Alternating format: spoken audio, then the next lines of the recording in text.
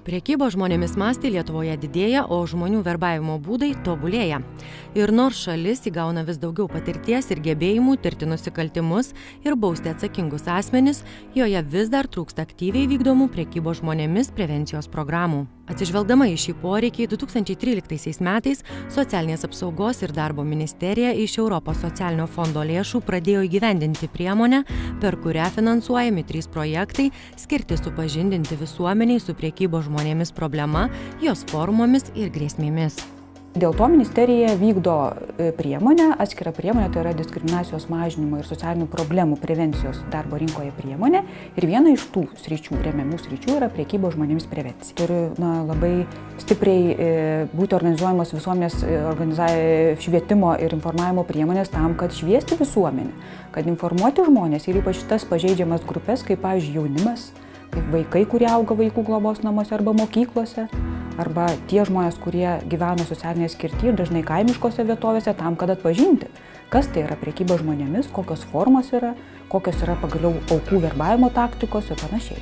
Kol kas tikslios prekybos žmonėmis statistikos Lietuvoje nėra, tačiau spėjama, kad net 15% aukų sudaro vaikai. Tai yra viena pažeidžiamiausių visuomenės grupių, todėl būtina padidinti prekybos vaikais prevencijos priemonių prieinamumą.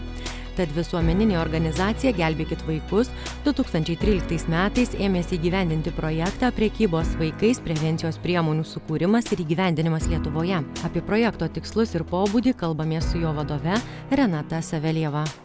Tai mes labiau orientuojamės į prevenciją, kuri yra skirta vaikams. Tai metodinių medžiagų parengimas konkrečiai vaikams ir specialistams, kurie dirba su jais, taip pat užduočių knyga.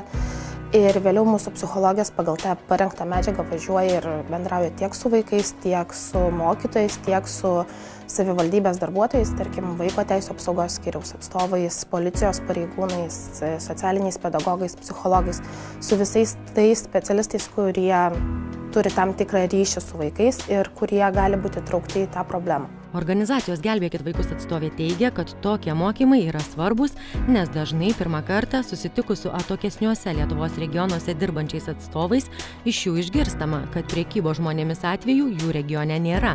Tačiau po konkrečių mokymų bei diskusijų pripažįstama, kad problema yra kur kas didesnė nei buvo manyta. Be abejo, mokymai vyksta ne tik specialistams, bet ir vaikams, kurie irgi mokomi apsisaugoti ar identifikuoti prekybos žmonėmis grėsmes. Netgi elementarūs internetiniai skelbimų puslapiai, kur siūlomas darbas, kur yra numatytos gražios sąlygos, dideli pinigai ir neaišku, ką kažkam reikėtų daryti. Vėlgi, vaikam parodoma, jie išdiskutuoja tai ir tada galbūt atkreipiamas jų dėmesys, kad visgi nėra viskas taip gražu ir saldu, kaip gali pasirodyti iš pirmo žvilgsnio. Specialistė taip pat pateikia keletą elementarių patarimų, į ką patiems tėvams derėtų atkreipti dėmesį. Pasikeitęs vaiko elgesys, atsiradę papildomi pinigai ar kažkokie materialūs daiktai, kurių jisai pats negalėtų sau leisti. Nežinau, užtrunka kažkur, tai ilgą laiką sėdi prie interneto, neaiškus draugai. Tiesiog visos tos pačios situacijos, kurios, tarkim, netgi suaugusiam, kuris galbūt galėtų būti įtrauktas į tą pačią problemą, vėlgi atsiranda tie patys požymiai, kad kažkas yra ne taip. Kad ilgas jaunuolio sėdėjimas prie kompiuterio gali būti kur kas pavojingesnis, nei atrodo iš pirmo žvilgsnio, patvirtina ir organizacijos Gelbėkit vaikus generalinė direktorė Rasa Dičpetrienė.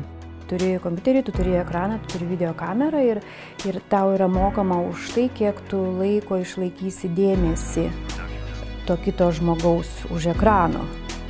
Ir čia kalbama apie nusirenginėjimą, apie viliojimą ir visus kitus dalykus. Ir tada, aišku, čia kyla daug ir turbūt moralinių klausimų. Na, ašgi savęs kaip ir neparduodu. Nes ašgi net savo kambarį ir niekas prie manęs net neprisiliečia. Ir nors dažniausiai visuomenėje vyrauja stereotipas, kad tik socialinės rizikos šeimose ar globos namuose augantys vaikai gali patekti į išnaudotojų rankas, organizacijos Gelbėkit vaikus generalinė direktorė tai paneigia. Iš kitų nevyriausybinių organizacijų Lietuvoje žinau, kad patenka ir su aukštaisiais išsilavinimais ir iš visokiausių socialinių sluoksnių. Tai vėlgi, kad sugriauti mitą, kad tai yra mums svetima arba ne mūsų aplinkos problema. Tiesa, socialinės rizikos šeimose ar globos namuose gyvenantys vaikai, su kuriais daugiausiai bendrauja organizacija Gelbėkit vaikus, išties yra labiau pažeidžiami. Todėl pasak Rasos Dičpetrienės labai svarbu kelti šių vaikų savivertę. jiem taip nežmoniškai trūksta meilės, kad jie kartais tą meilę supranta labai kitaip negu, sakykime, vaikai, kurie auga šeimoje. Ir labai dažnas atvejis, ypač ir mergaitėm, bet ir berniukam tas pats galioja, kad tos formos, kad tai gali būti ir prievartinė ta meilė, bet jiems tai yra geriau negu nieko. Prekybos vaikais problema egzistuoja šalia mūsų, todėl specialistai įsitikinę, kad labai svarbu didinti problemos žinomumą visuomenėje ir apsaugoti vaikus nuo galimų prekybos žmonėmis rizikų.